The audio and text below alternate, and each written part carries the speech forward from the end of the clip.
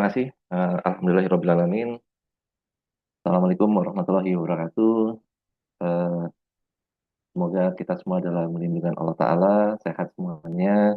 Dan di Jumat yang luar biasa ini, KMB kembali hadir yang ke-99 ya. Luar biasa. Kita berikan applause dulu ya, dengan emoticon applause yang ada. Silakan, kita kirimkan dulu. Mudah-mudahan akan semakin sering ya kan, semakin menuju yang ke 1001 ya nanti ya Mbak Nanda ya. Ya, baik, untuk materi boleh dibantu. Untuk saya barusan nge-share lagi yang terbaru sih, ada satu slide yang di depannya, nanti bisa. Ya, terima kasih teman-teman, ini apresiasi yang luar biasa atas eh, yang dilakukan oleh teman-teman dari konsultan KMMB. Ini memang menjadi bagian dari pembelajaran ya. Mudah-mudahan ini juga bisa menjadi sharing dan juga bisa menjadi perspektif buat kita semuanya. Baik, teman-teman, ini kita akan membahas mengenai workforce planning ya and talent management. Ini selamat datang Pak Elsa dekat Da Coste Suarez dari Timor Leste ya. Salam kenal juga. Ini saya di Jakarta. Nah, di Jakarta suasananya hujan, di sana hujan juga kah? Kak, ini Kak atau Ibu? Ya, Ibu. Ya, ini hujankah di sana? Oh, oke. Ya, mungkin sedang ada diskusi. Oh, Bogor hujan. Ya, ini memang kita bersaudara ya kalau dengan Bogor. Ya, baik. Workforce planning, dan talent management, aligning workforce capability to execute corporate strategy. Dan ini di from strategi to workforce eksekusi. Ini sebelum kita sampai pada hal-hal yang detail ya terkait dengan workforce, boleh saya memberikan perspektifnya terlebih dahulu. Silakan di next selanjutnya. Slide selanjutnya. Ya, jadi banyak hal ya. Kalau beberapa aktivitas saya di dunia praktis itu, kalau teman-teman CEO, board ya, direksi dan komisaris itu selalu bicara gini, HR itu tampak sibuk ya, kerjanya nggak pernah selesai-selesai. Bukan 9 to 5 lagi, tapi 9 to 5 hari berikutnya gitu kan. Nah ini sepertinya kalau KPI itu, kalau targetnya 120 maksimal, kayaknya udah lebih dari 120% kayaknya ya. Tapi kenapa hasilnya nggak up-up gitu kan, nggak naik-naik gitu kan, nggak ada hubungannya antara yang dilakukan oleh HR ya dengan strategi bisnis dan juga hasil ya, impact dari bisnisnya itu tidak tampak outcome-nya. Nah, tuh banyak strategi karena eksekusi ya, bukan desain. Jadi banyak teman-teman, pengalaman saya di baik di korporasi ya, di baik BUMN, pemerintahan dan sebagainya, belanja terkait dengan rencana strategik itu bukan hal yang murah dan bukan yang mudah juga. Nah, prosesnya panjang kali lebar dan yang kalau di BUMN dan di pemerintahan itu sudah pasti Big Five Consulting yang masuk. Dan ini desainnya kalau udah dibuka itu lembar pertama, kedua, ketiga, dan seterusnya, itu miss banget. Colorful, ya warna-warni, kemudian eh, apa ya, sangat insightful lah ya. Bikin kita tuh ingin membaca ya, bahwa ini rencana strategik 5 tahunan dan dibangun dengan sangat disusun ya, disusun dengan sangat rapi, dengan sangat indah, dan enak untuk dilihat. Tapi kembali lagi bahwa ketika kita bicara eh, kesenjangan kapabilitas, hambatan utama dalam eksekusi, ini menjadi menarik ya di lapangan. Jadi kalau kita lihat itu, nanti kapabilitas itu ada dua C lagi ya. Di dalam kapabilitas itu ada C, ada dua C. Dua C itu satu adalah kompetensi, yang satu adalah kompetensi. Ya, jadi ada dua, ada kompetensi dan ada kompetensi. Nah, ini yang nanti juga kita akan melihat bahwa dua hal ini sangat berperan dalam kesuksesan menyelesaikan tugas-tugas dalam pekerjaannya. Nah, kemudian yang pastinya ini juga tata kelola organisasi, kemudian bagaimana menempatkan orang dan sebagainya. Ini menjadi satu hal yang menarik ya. Misalnya di kasus di pemerintahan misalnya ya, sambil di kasus di pemerintahan itu pekerjaan itu berbasis pada proyek ya atau aktivitas-aktivitas yang sudah disepakati di tiap tahunnya dengan melalui SKP-SKP yang sudah ditentukan siapa mengerjakan apa dan seperti apa. Nah, namun itu sifatnya project dan sifatnya adalah aktivitas. Nah, di projectnya itu sendiri eh, orang ditempatkan dalam project-project yang projectnya pun bisa berganti dan sebagainya. Jadi memang eh, penataan tata kelola, kemudian menempatkan orang, memindahkan orang. Nah, ini juga menjadi satu hal yang membuat akhirnya orang misalnya ya kalau di ASN itu ada yang namanya jabatan fungsional misalnya analis kepegawaian. Nah, tapi di situ dia ditugaskan di sekretariat. Nah, ini juga akan menjadi hambatan eksekusi juga. Kemudian workforce planning itu bisa dari strategic planning. Nah, ini yang terjadi. Jadi nanti kita akan melihat ya di slide saya yang berikutnya itu mengenai bagaimana hubungan antara organisasi dan pengelolaan SDM yang tidak bisa dipisahkan. Dan yang terakhir kita bicara talent strategi. Nah, talent strategi ini hanya bicara yang sifatnya mikro. Nah, tidak melihat jangka panjang. Jadi kalau misalnya dikatakan orang yang disebut dengan talent, itu adalah orang yang bisa mengerjakan pekerjaan yang sukses di pekerjaannya itu aja gitu kan. Dan kita, wah ini talent nih gitu. Padahal kita akan melihat talent ini suatu yang sangat lebar ya, sangat strategik dan sangat generalis ya. Harusnya ini bisa memberikan dampak strategis berikutnya pada organisasi. Tapi kita lebih melihatnya adalah yang kita usulkan adalah orang-orang yang jago di bidangnya gitu kan. Nah, ini juga akan menjadi catatan tersendiri bagaimana workforce planning strategi ini, talent-talent strategi ini malah justru tidak bergerak. Yang bergerak adalah justru talent-talent teknis. Ini juga nanti ada kontribusi terkait dengan cara penilaian ya, penilaian kinerja. Nah, untuk ini sampai kan kalau kita kenal talent management itu kita kenal yang nine box talent ya, nine box talent. Nah, itu selalu kita berpikirnya bahwa di kolom 9 atau kolom satu atau kita sebutnya star people ini atau top talent. Nah, ini seringkali terjadi ada di kotak itu tuh bisa jadi salah ukuran, salah mengukur. Nah, salah mengambil indikator-indikator. Nah, ini akhirnya menempatkan orang pada posisi yang tidak tepat juga di talent manajemennya, di talent poolnya. Oke, next.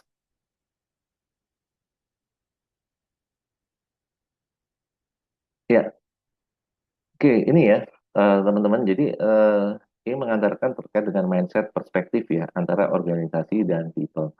Dan juga akan bicara segmen ruang, ruang dan waktu, yaitu tadi ruang ya, organisasi dan people.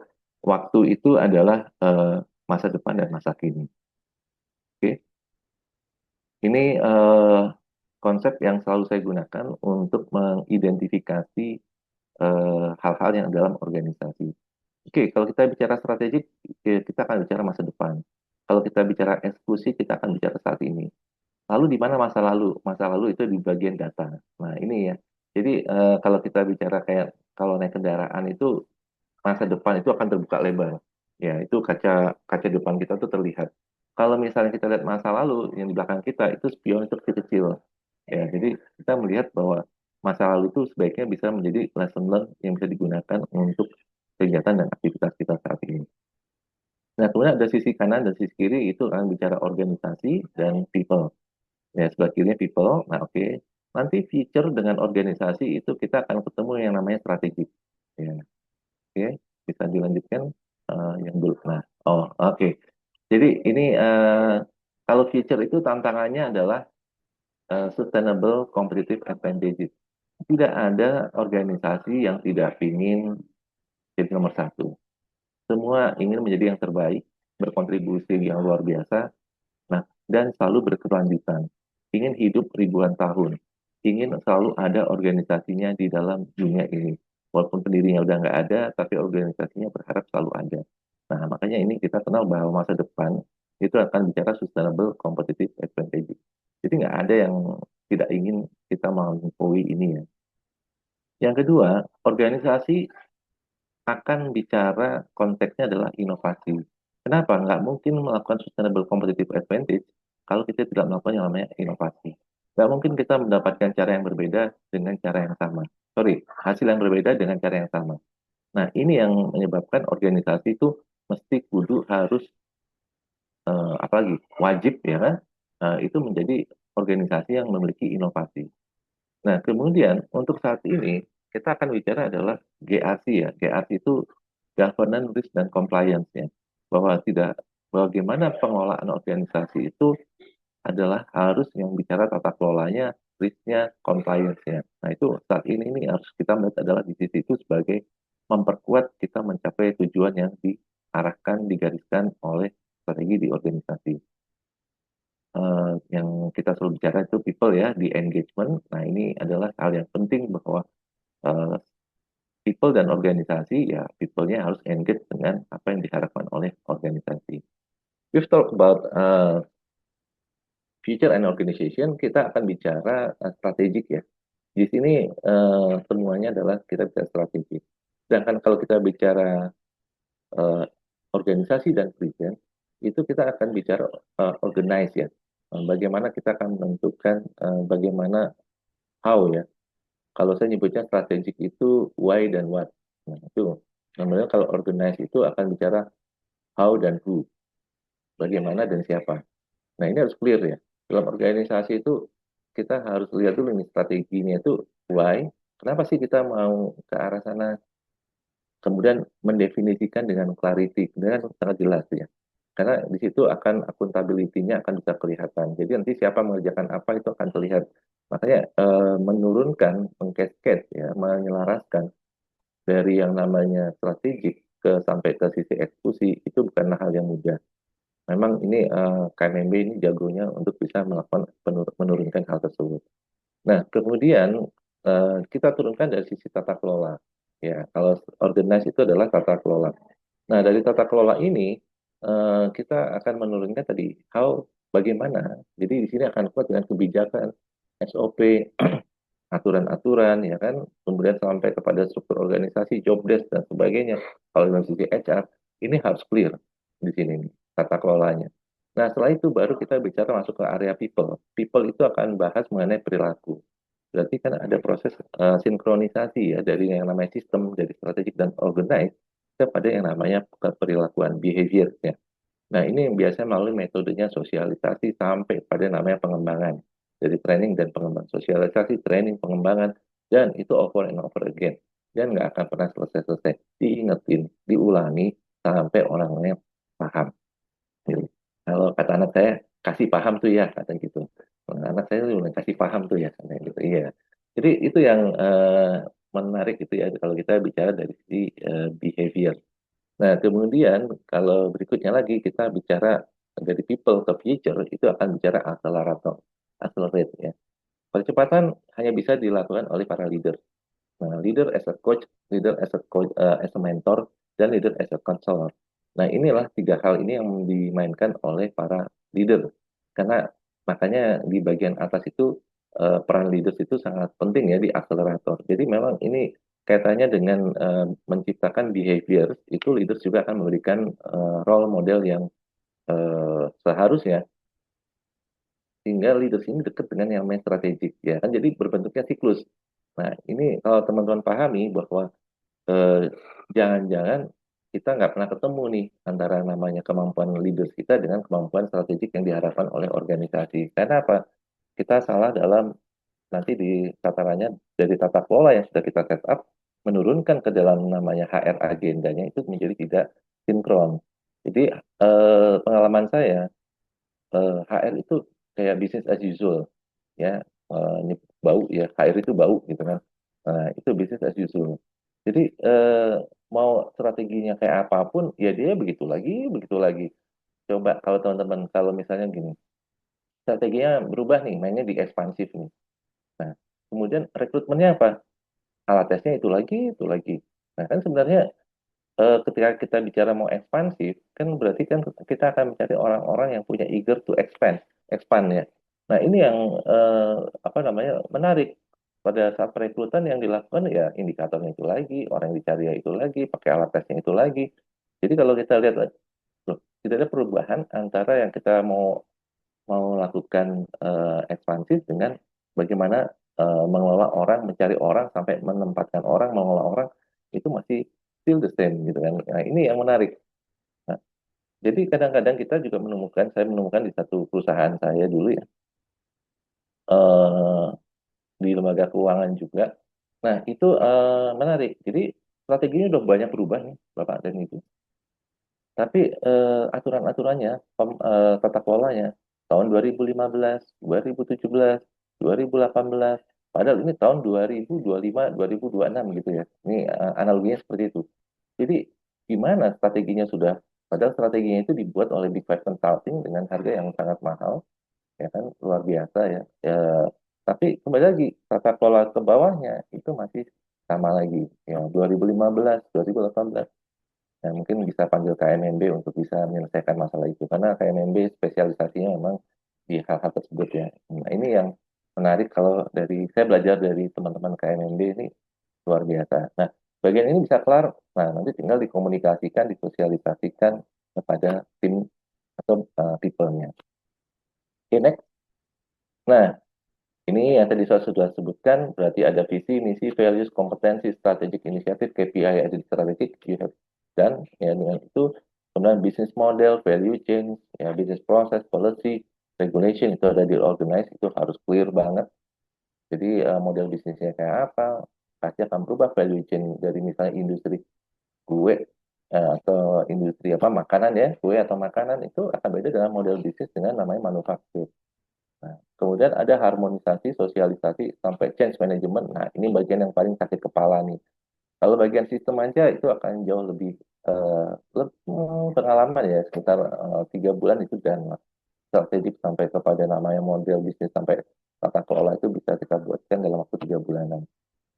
Kalau nggak percaya bisa tanya ke MMB. Nah, kalau yang lainnya ini kita akan panjang ya teman-teman ya. Ini akan bicara masalah perubahan perilaku.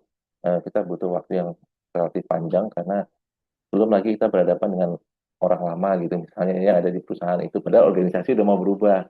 Nah, orang lama sudah masuk pada sesi status quo, tidak mau berubah atau sulit berubah, ya atau memang kapasitasnya perubahannya juga kecil. Nah, itu menjadi challenging tersendiri nih. Masa bongkar langsung bongkar terus orang yang baru kan tidak bisa begitu juga. Nah, ini yang menjadi tantangan terbesar antara keinginan kita ingin berubah dengan cepat, tuntutannya agile, tapi resource kita sendiri ya masih seperti yang kita miliki saat ini. Belum lagi adaptasi dengan teknologi yang juga membutuhkan waktu dan biaya yang tinggi. Nah, ini yang nggak mudah juga ya teman-teman. Kalau kita bicara GRC itu udah bicaranya pakai pakai sistem semua.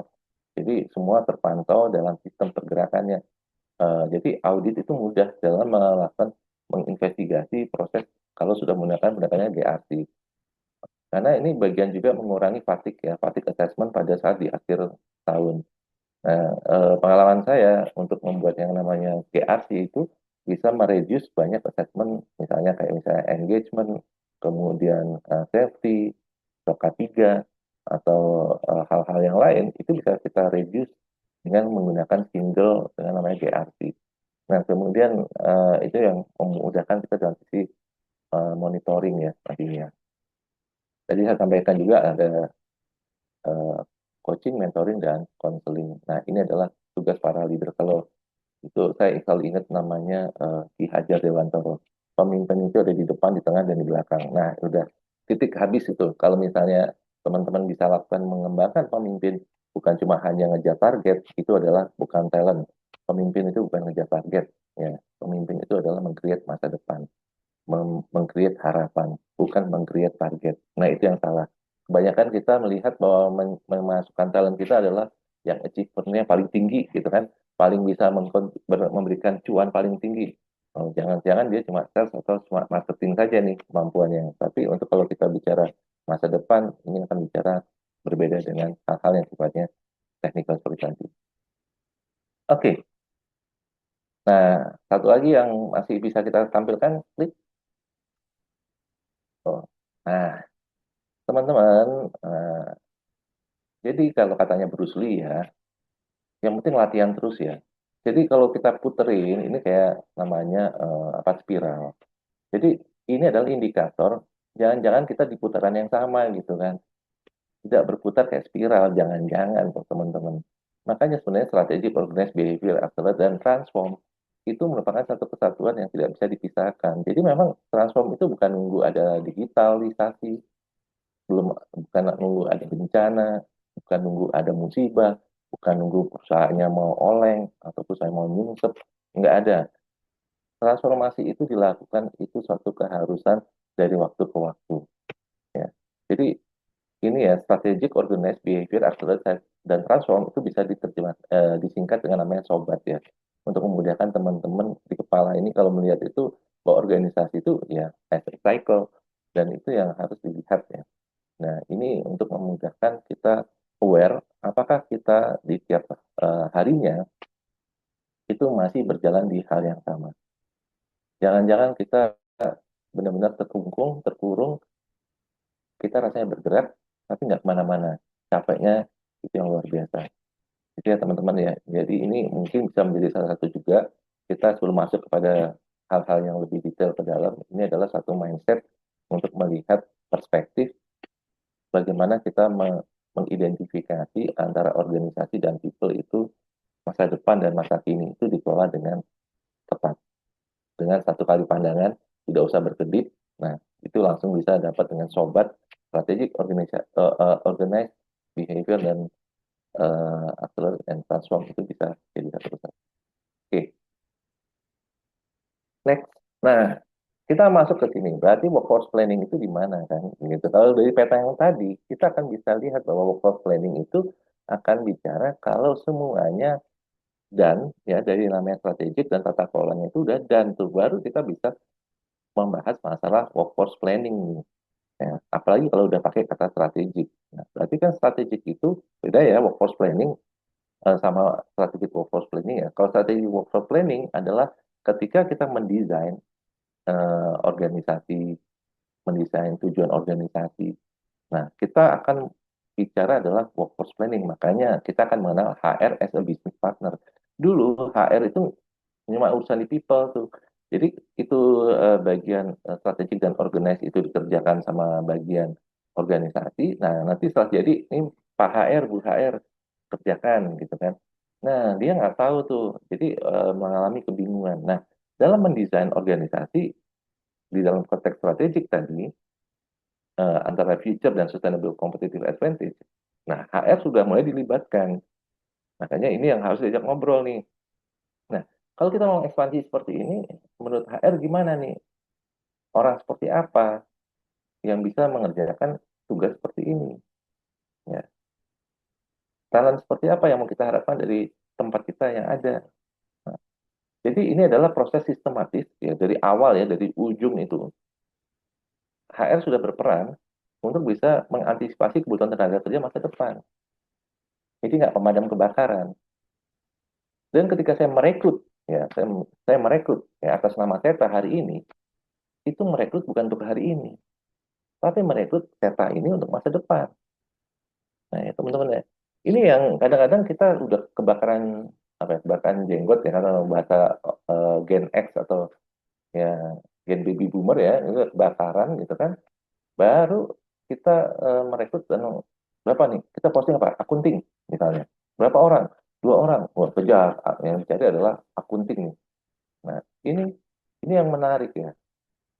Ya, cuma satu nih apa namanya buru-buru nih cari akunting yang penting HR KPI tercapai ya rekrutlah accounting tapi yang ya hari itu aja yang kita rekrut tapi tidak memikirkan accounting ini akan digunakan untuk masa depan itu seperti apa ya jadi ini yang menjadi catatan ya untuk kita refleksikan mungkin saya tidak perlu membacakan slide-nya Bapak Ibu pasti akan mendapatkannya dan juga bisa membacakannya ya jadi saya menceritakan saja dari slide yang ada di sini.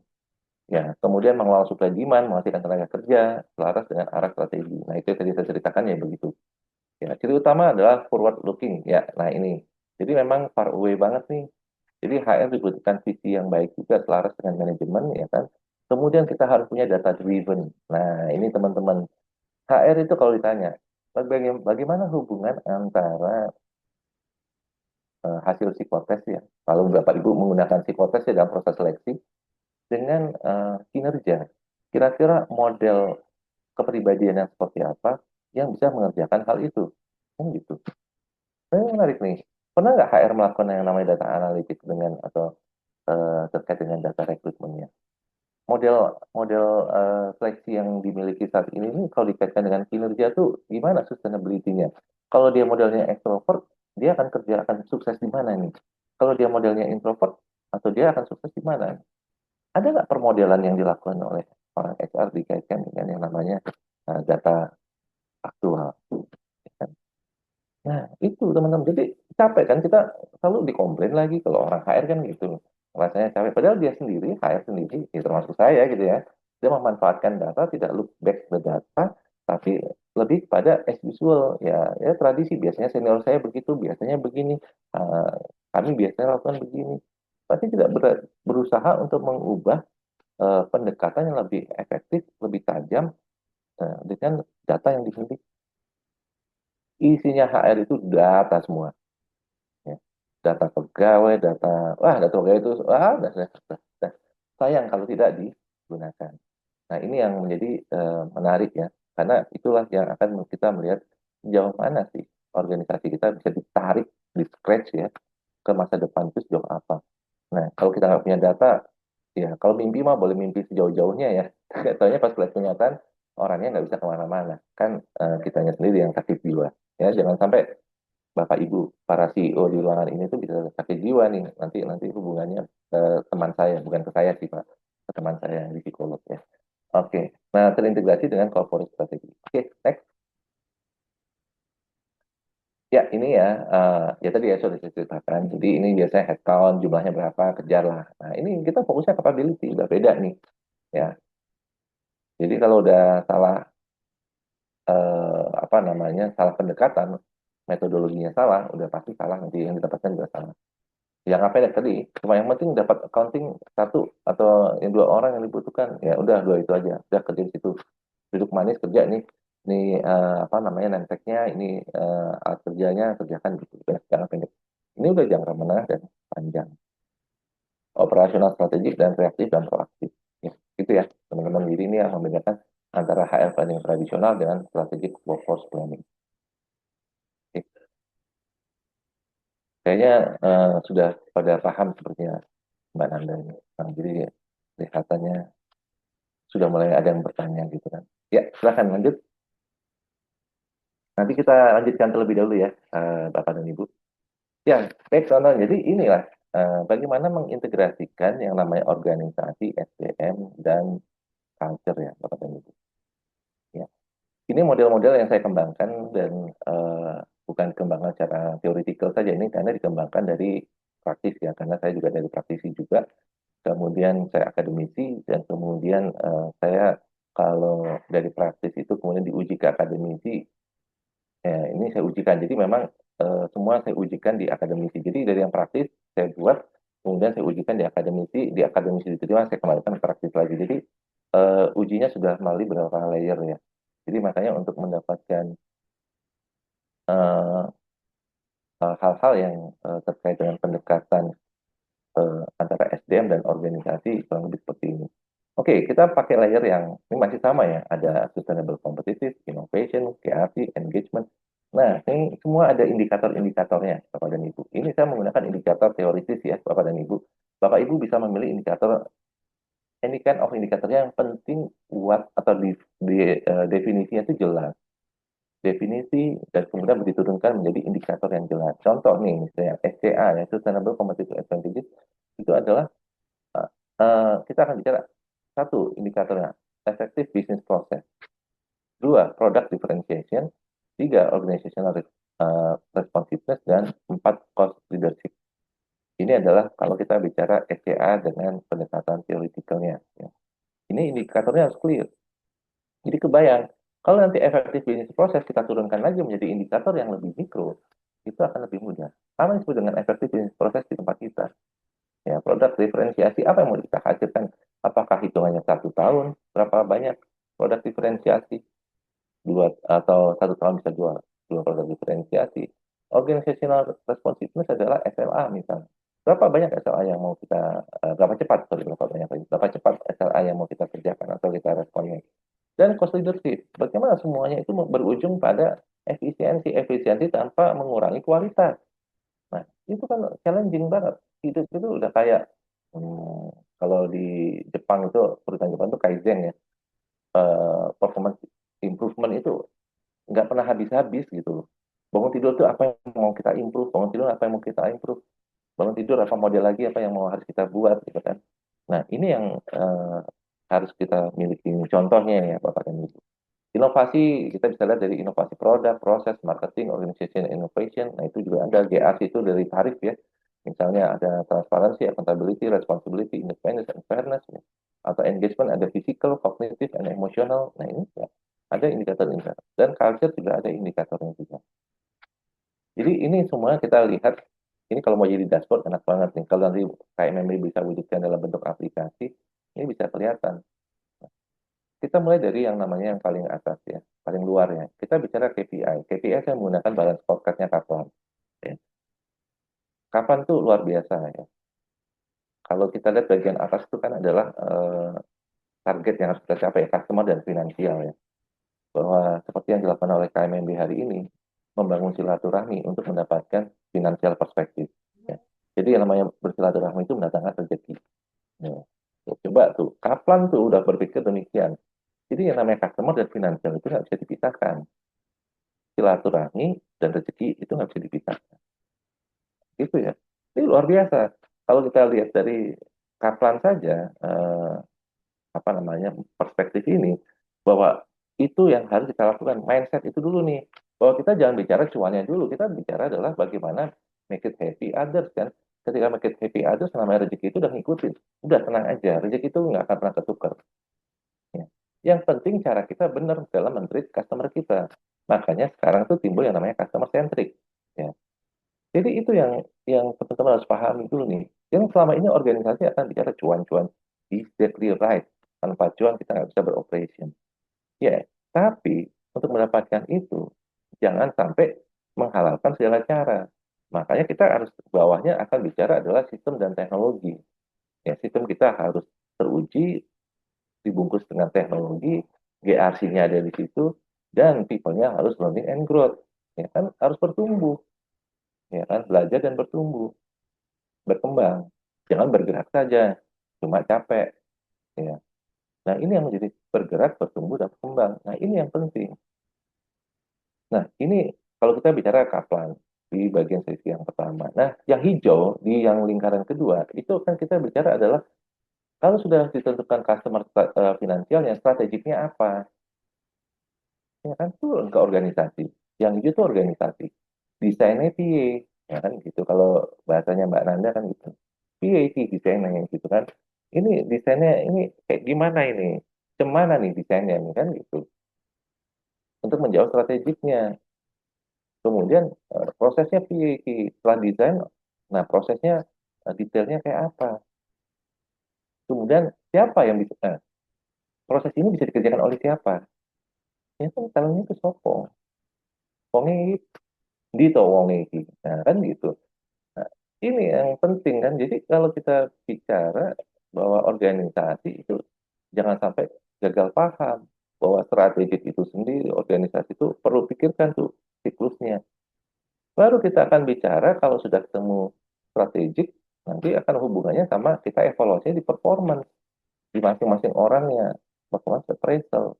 Ya berarti kan kalau kita desain kita akan ketemu namanya staffing, proses akan ketemu namanya development, kemudian talent akan ketemu dengan karir dan strategi ketemu dengan performance-nya. Nah, itu nanti akan diukur. Nah, yang terakhir ini yang menarik ini, teman-teman. Ya, banyak organisasi mengatakan culture itu satu hal yang, lucu lagi sih, ada lagi nih. Culture itu satu hal yang sering dilakukan, diukur, dan sebagainya. Tapi nggak ada yang mengkoneksikan dengan bisnis dan mengkoneksikan bagaimana culture ini mendorong yang namanya masa depan. Jadi culture something yang kayak mandatori yang harus diukur, kemudian kayaknya capek ya saya ngukur culture ini apa hubungannya sama organisasi dan sebagainya. Ya karena baseline ya berdasarkan all my research ya di culture. Culture itu mengambil peran porsi yang signifikan 80% ya untuk perusahaan itu bisa sampai bertahan mau nyungsep dengan culture yang baik itu dia bisa bertahan sampai dia mau berkembang lari cepat itu culture itu berkontribusi 80%. Nah, ini yang menjadi menarik kenapa saya senang di dunia akademik salah satunya menjustifikasi persepsi terkait dengan hal itu. Kan saya kan juga di HR practice kan juga ngapain sih culture diukur di sini terus nyambungnya terus masukin di KPI, culture-nya harus sekian skornya. Lalu apa maknanya? Buat apa kita ngukur itu? Kenapa angka itu ada di situ? Ya kan gitu.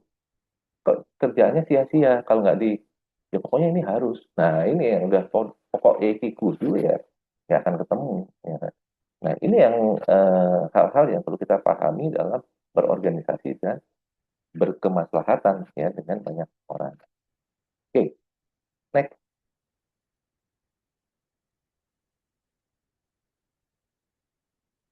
Maaf ya Bapak Ibu, saya tuh suka curhat. Jadi makanya kalau udah dikasih panggung seperti ini, isinya curhat kok. Ya, baik, monggo bisa dilanjutkan ke slide berikutnya. Nanti Mbak Nanda bisa infokan kalau memang waktunya eh, di tempat saya berhenti. Oke, ya ini sebenarnya banyak yang diulang-ulang ya. Strategic direction, ya demand analysis ini ya penguatan saja. Supply analysis ini teknis lah ya teman-teman ya, gap analysis, workforce action, monitoring and governance. Jadi kalau kita lihat ini udah teknis banget dan ini ya suatu hal yang biasa dan sering kita lakukan ya. Oke, lanjut.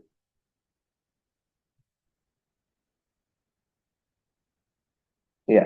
Nah, ini kalau kita bicara demand analysis ya, eh, artinya kan kalau kualitas apa yang dibutuhkan, dalam jumlah berapa, kapan dibutuhkannya, kapan kita merekrut ini, bikin perekrutan kapan. Nanti kalau di HC itu biasanya ada apakah nanti sampai ya pada sisi apakah kita harus beli, kita harus develop, apa kita harus sewa. Ya, itu yang nanti kita akan tentukan juga. Kemudian di sini ada strategi based modeling ya, scenario planning, business growth, asumsi, ya feature capability profile. Oke, lanjut. Ya, ini supply analysis, ya internal supply, ya bagaimana kondisi yang kita miliki saat ini, bagaimana orang-orang kita sudah fit belum dengan pekerjaannya, dengan job fitnya sudah sesuai nggak, punya potensial nggak untuk ditarik gitu kan, jangan-jangan nggak punya potensial, kemudian berapa banyak yang pensiun, pensiun juga ada yang pensiun dalam konteksnya natural, ada yang dipensiunkan atau ada yang mau mempensiunkan diri. Nah itu kan juga kita harus lihat itu seberapa, namanya turnover ya, turnovernya itu seperti apa. Nah itu nanti bisa di cek lagi dari data-datanya ada. Nah ini semua harus bisa mendukung. Nah, misalnya external supply ini labor market nih. Kemarin lihat video gitu ya, anak SMA gitu nggak bisa MPR aja nggak tahu ya kesingkatan. MPR itu apa? DPR itu apa? Kan kita runyam ya ngeliat kayak gitu. Anak SMA kita seperti itu berhitung, SMP nggak bisa berhitung. Nah, coba bayangin. Itu kalau terjun di pasar gitu kan, labor tenaga kerja. Kan kita apa ya, bukan lagi garuk-garuk kepala, udah garuk kepala, tepuk jidat, ya kan? Wah, udahlah, susah gitu kan nyari tenaga kerja. Padahal pengangguran banyak, tapi nggak ada yang memenuhi kualifikasi. Makanya salah satu ikhtiar saya ya memahami dunia industri. Saya itu kalau dulu di assessment atau di rekrutmen di seleksi ya, itu melihat bahwa lapangan kerja itu banyak banget.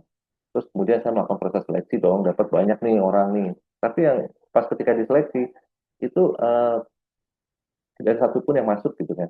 Saya bingung kan.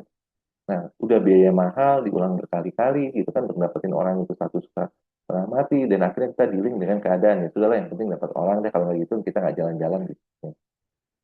Ya, jadi itu yang terjadi gitu ya, labor market availability, competitor landscape. Nah, perusahaan seperti kita itu banyak banget gitu misalnya ya kan, rebutan, dan orang talentnya kita nggak pernah dapat karena apa? Mungkin kita nggak atraktif ya, nggak atraktif itu banyak ya, banyak faktor ya, bukan cuma gajinya doang yang nggak atraktif, ini banyak nih. Kalau masalah nggak atraktif tuh inner beauty-nya nggak ada, bukan masalah semuanya itu tampaknya di external beauty-nya enggak, tapi inner beauty-nya nggak tampak juga, jadi nggak atraktif juga gitu kan. Belum lagi cerita-cerita orang yang pernah kerja di tempat kita, bikin cerita buruk, cerita hantu, cerita serem kan gitu, serem lo di situ, horor lo, bosnya kayak gini, gitu kan. Nah itu yang buat akhirnya orang-orang lain terkenal gitu kan, bahwa perusahaan X gitu kan horor lo di situ gitu kan, gitu. Jadi suka ada orang menangis di pojokan, ya kan, karena atasannya marah-marah terus nangis gitu. Ini bukan apa ya, hantu, ini orang beneran yang nangis gitu kan. Nah, kemudian education pipeline. Nah, ini kita juga lihat bagaimana kita mulai memikirkan apa namanya, jalur mana ya kita bisa mulai, namanya kalau bahasa itunya tuh ijon ya. Ijon tuh sebelum padi itu jadi padi, nah kita udah duluan nih. Nah, karena kita sudah tahu bahwa dia akan bagus nih. Ini ilmunya Mbak Nanda sih kalau ini saya pakai. Jadi terkait dengan ijon. Nah, itu ya teman-teman. Jadi education pipeline. Ya, makanya saya ada di kampus ya saat ini karena kepo aja sih, saya kepo. Sebenarnya kenapa sih mahasiswa kita itu nggak ada yang fit ya dengan organisasi? Ternyata di kampus tuh dulu ya dilihatnya itulah IPK. IPK itu kalau bicara kompetensi hanya bicara knowledge.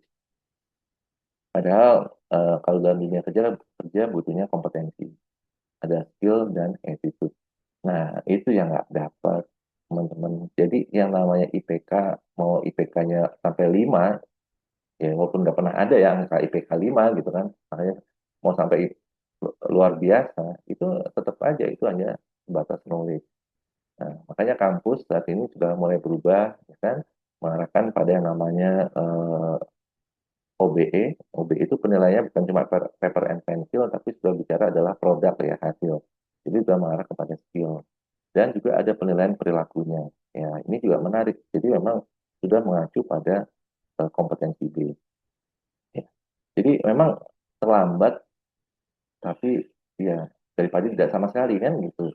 Nah, ini adalah angin segar supaya kita juga bisa mengarahkan bahwa yang namanya apa namanya IPK itu bukan segala-galanya, tapi bagaimana mendapatkan IPK itu melalui proses-proses yang meningkatkan kompetensi. Oke, next. Ya, gap analisis ya, ini kita bandingkan ya. Eh, Kemudian kita akan lihat kuantitinya yang dari sisi jumlahnya, kemudian kita bicara kebutuhannya. Jangan-jangan kebutuhan masa depan itu jauh lebih kecil ya, karena semua banyak dikerjakan oleh teknologi.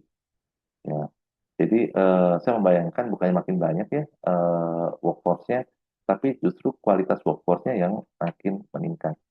Ya, jadi makanya banyak sekarang kuliah S2. Nah, kalau teman-teman mau kuliah S2 nih, Magister Psikologi, Fakultas Psikologi Universitas Pancasila baru buka nih. Nah, silakan. Kalau ini dari entry level, entry-nya tuh bisa dari varian ya, varian entry level. Jadi bisa dari, jadi beda ya. Kalau dulu MPSI itu maksudnya harus dari psikologi, S1-nya. Kalau MPSI saat ini sudah menjadi dulunya MSI ya, Magister Science. Nanti kita akan bahas masalah yang tadi saya bahas itu ya, dapat bagaimana mengkoneksikan orang, people. Jadi kita masuknya di level meso dan di level makro. Jadi level kebijakan, jadi kita banyak nanti kayak kebijakan, SOP, proses bisnis, itu dari perspektif psikologisnya, karena tetap sistem yang menjalankan adalah orang-orangnya. Jadi orang supaya engage itu, nah itu bagaimana kita lihat dari sisi mesonya. Kita nggak main di mikro ya, di individual level kita nggak, tapi lebih kepada meso. Dan juga kebijakan ke makronya. Nah ini yang kita harapkan supaya teman-teman juga bisa menganalisis apakah kebijakan yang dibuat ini mengganggu mental health orang apa enggak. Nah gitu. Jadi sebenarnya teman-teman bikin kebijakan tuh nggak ngeliat orang yang akan menjalankan kebijakan itu. Yang penting organisasi harus begini-begini. Nah, terus kemudian orang pasti omongin langsung pada drop semuanya, demotivasi. Nah, ini yang nggak pernah dilihat. Oke, skill gap, proficiency gap, location gap. Ya, kita buka Maret ya. Nah, Maret ini pendaftaran sudah dibuka. Silakan nanti bisa berkunjung pada situs kita di Fakultas Psikologi UP, ada pendaftaran di situ.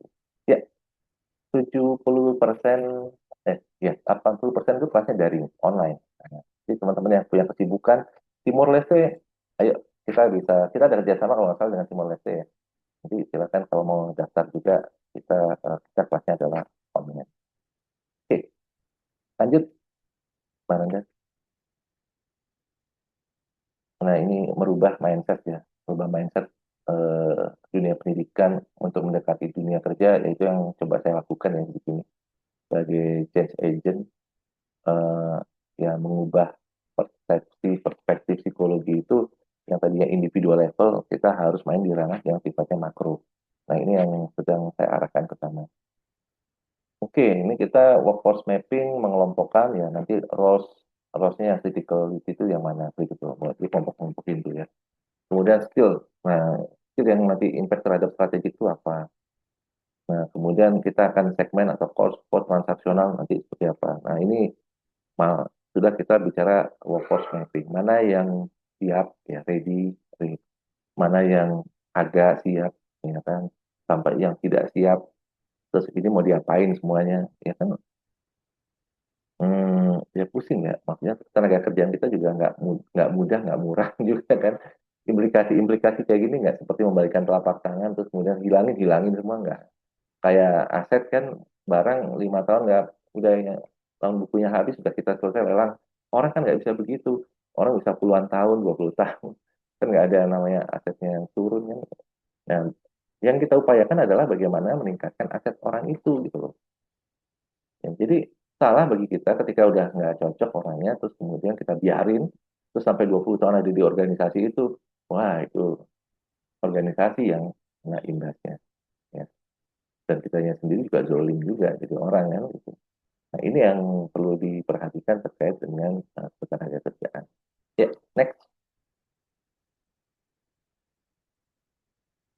Ya, ini identifying critical roles ya. Nah, ini kita mengidentifikasi yang bagaimana yang kita cari itu yang berdampak, yang sulit digantikan. Jadi memang kalau namanya core kompetensi, ya kan, organisasi itu core-nya tuh apa sih? Kan core kompetensi itu suatu hal yang tidak bisa dimiliki oleh organisasi lain. Ya kan? Nah, itu yang teman-teman harus bisa menemukan ya. Ini kalau di strategik itu benar-benar mainnya di filosofis ya, kalau di strategik itu. Jadi ini tuh kita mau apa namanya? Eh, mau yang terdepan gitu kan. Berarti harus punya uniqueness, ya kan? Posisi yang apa namanya punya hal di hati ya, di hati pengguna kita gitu kan. Yang menentukan terdepan itu bukan kita loh teman-teman, tapi hati pengguna kita. Nah, itu yang menjadi penting. Ini masalah hati, masalah psikologis lagi kan. Nah, kemudian eh, ada juga yang perusahaan itu ingin jadi yang kedua.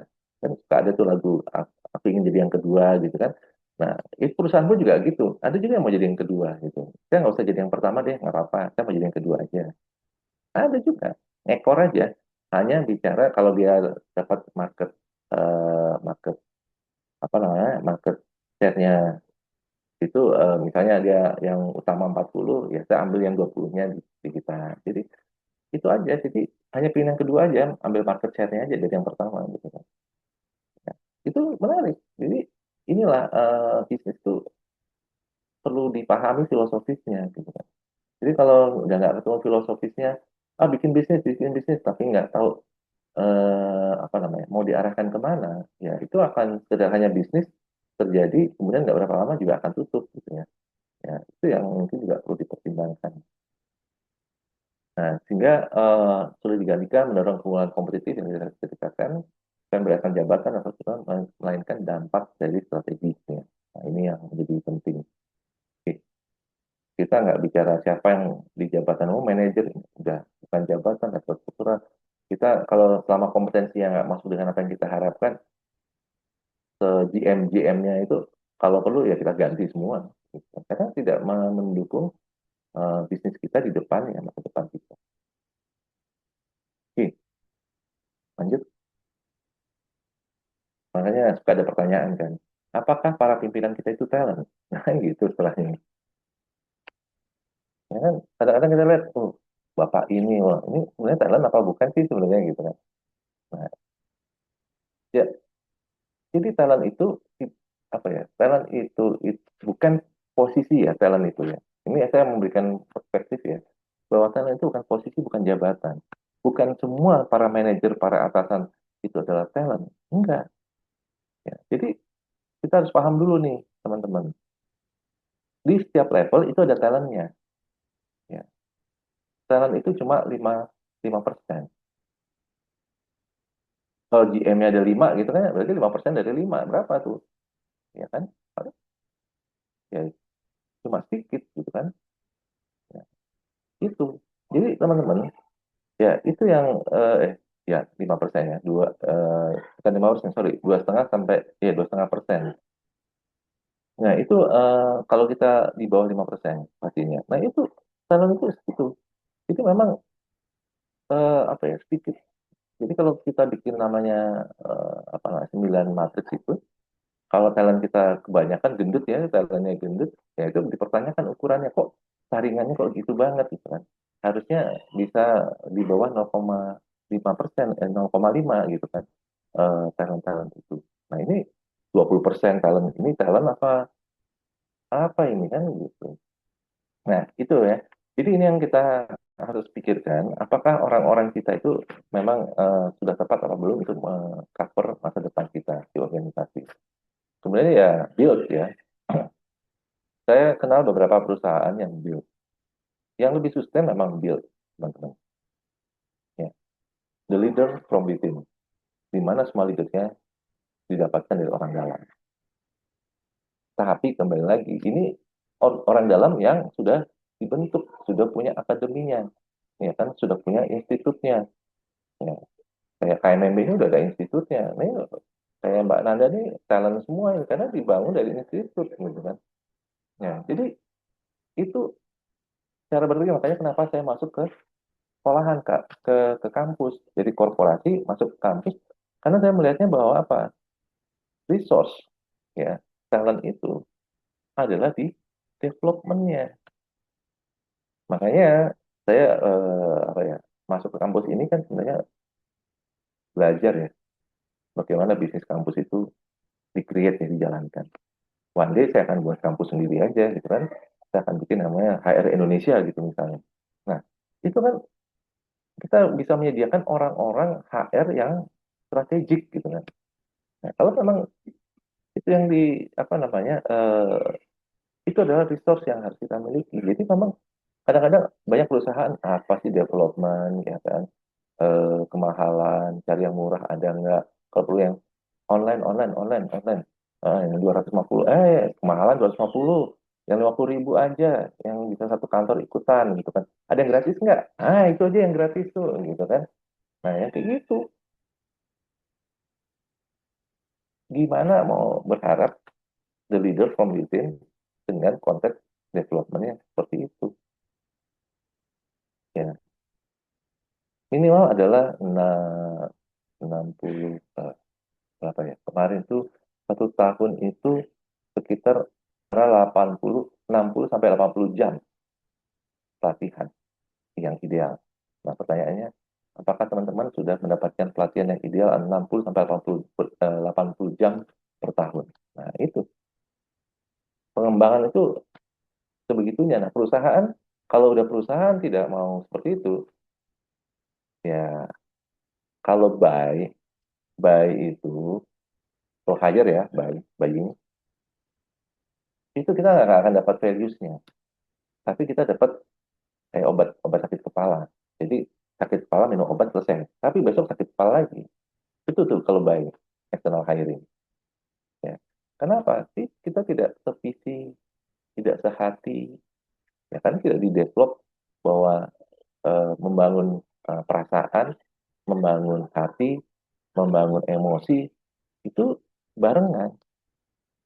Ya, itu ada fase masa development. Kalau buying, saya cari Seta bisanya apa, HR, ya udah bayar Seta, udah terus nanti set nggak mau, nggak mau ya kan repot.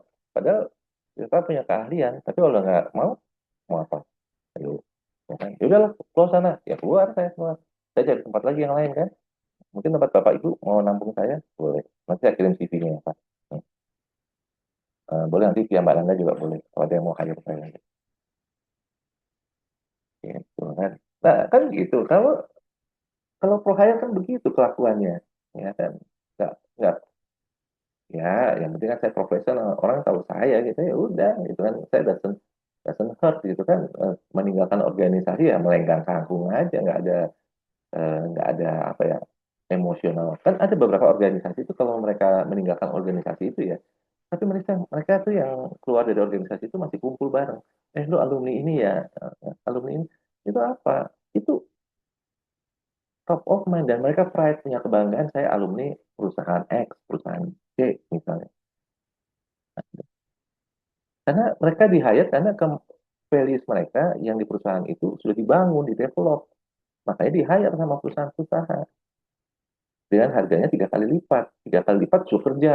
Sedangkan kalau di apa namanya di perusahaan sebelumnya yang bagus pengembangannya, dia cuma dapatnya ya sepertiganya gitu kan. Dua pertiganya digunakan apa? Diinvestasikan pada development. Nah, ini yang berbeda bahwa investasinya bukan dikasih uang, uangnya makin naik, tapi kesempatan developmentnya makin tinggi. Kenapa? Creating value. Ya, nah, ini kalau kita bicara orang ya beda sama barang, gitu kan? Barang cenderung akan decline. Kalau orang makin tua harusnya makin jadi, gitu kan? Bukan makin nakal, ya, dan rusak. Jangan. Ini yang harus kita jaga. Nah, kemudian pinjem, pinjem tuh ya biasa apa namanya? Gue pinjam dulu ya, ini dan sebagainya. Ya, ini biasanya sifatnya project based, ya kan? Nah, ini kita akan lihat ya teman-teman apa kita keluarkan orang Dodge ya atau redeploy dan sebagainya. Nah, yang mana yang terkait dengan kebutuhan kita. Tapi kembali lagi, membangun talent, strategi itu, makanya itu harus disusun secara integratif. Tidak bisa tambal sulam. Tidak bisa ntar dulu. Ntar dulu lah, yang penting kita punya strateginya dulu mau kemana. Nanti orang kita ngikutin aja. Nggak bisa. Sudah masuk, ini bisa jadi dia yang membocorkan kapal kita sendiri. Oke, next. Ya, masih banyak ya Mbak. Mana ya, kan kita sampai 10.45 ya. Nanti di-remind saja. Iya, Pak. Nah, ini build kapasitas, tuh, kapabilitas inti jangka panjang tuh udah saya ceritakan. Udah ya, nah, kita lanjutkan lagi ya. Jadi kita ini ada penggunaan-penggunaan waktunya dan eh, seperti apa sih penempatan orang-orang yang kalau kita mau menggunakan strategi workforce-nya. Next.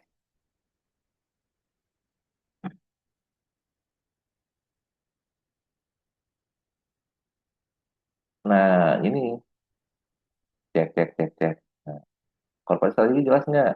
Ini teman-teman di sini kalau yang kerja tuh paham nggak strateginya gitu. Oh, saya disuruh atasan saya gini, nah, atas disuruh atasan seperti ini, tanya di strategi yang mana nendangnya, gitu kan. Impact-nya kemana. Nah, strategi capability-nya didefinisikan nggak? Critical role-nya teridentifikasi nggak?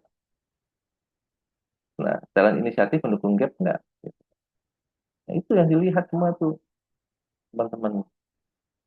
Ya, kembali lagi, jika tidak ada ya talent strategi beresiko kosmetik. Ya. Nice to have, nice to have. Semua punya, tapi bisnis nggak berubah-berubah, as usual. Ya.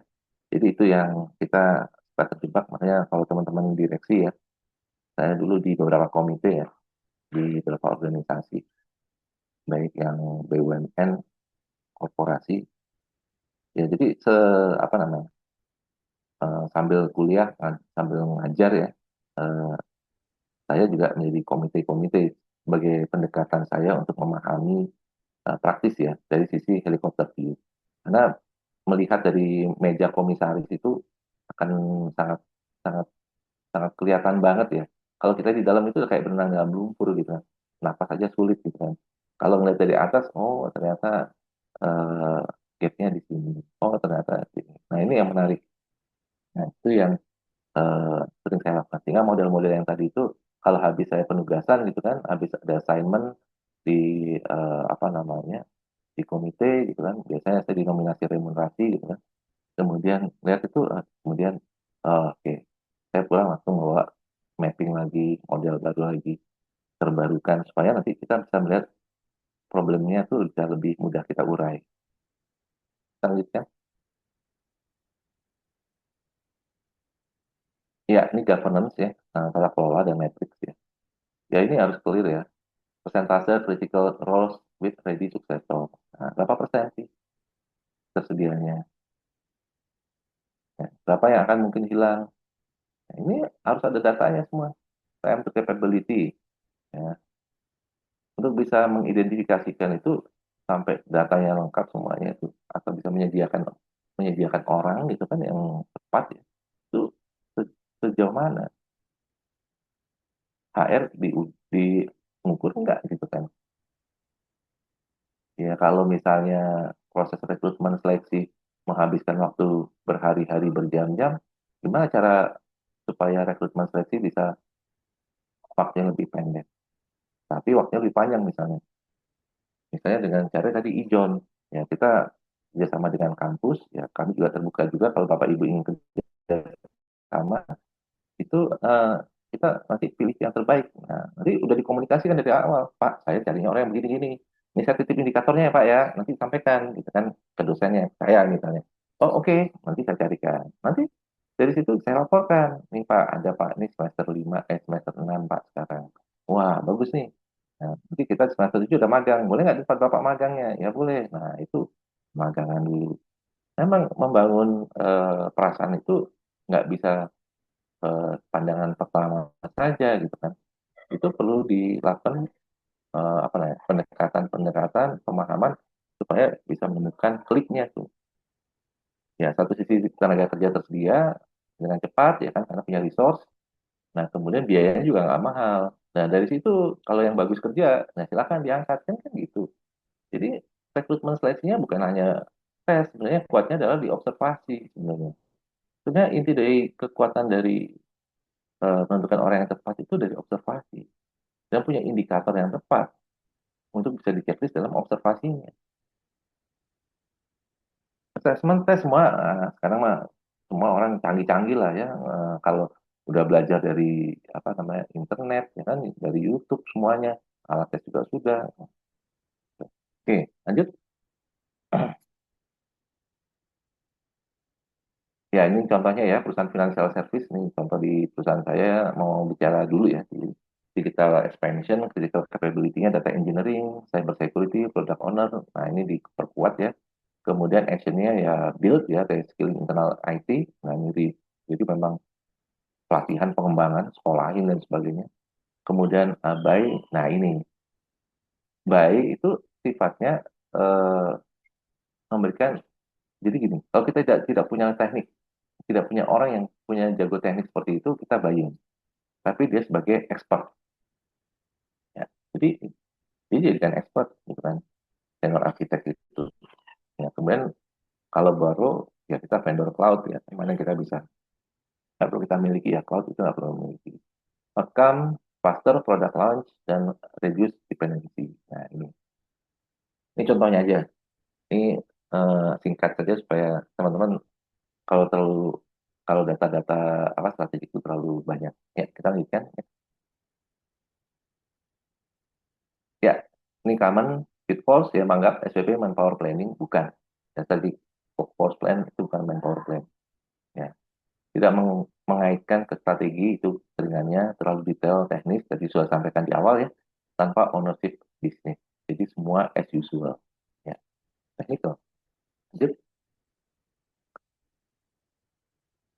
Ya, ini terakhir kita takeaways-nya bagi saya pribadi diberikan penugasan ini oleh KMMB, remind lagi kepada saya pribadi strategi eksekusi membutuhkan capability.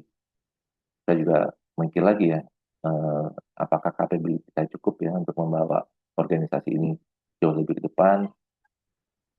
SBP menyebabkan strategi dan people, ya jelas itu ya, kita udah bahas di awal. Jalan strategi harus diturunkan dari gap. Nah ini yang harus kita temukan ya teman-teman, jalan strategi. Fokus pada critical roles. Nah, kita fokus pada critical roles-nya apa yang mau dicapai di masa yang akan datang. Demikian yang bisa saya sampaikan. Eh, kita akan diskusi ya. Ini diskusi question ya. Strategi utama organisasi Anda saat ini seperti apa? Kapabilitas apa yang paling kritikal sudah dimiliki, sudah diyakini, sudah dijalankan, ya kan? Sudah dievaluasi. Dan gap terbesar berada di mana? Oke, terima kasih. Eh, saya kembalikan ke Mbak Nanda. Ya.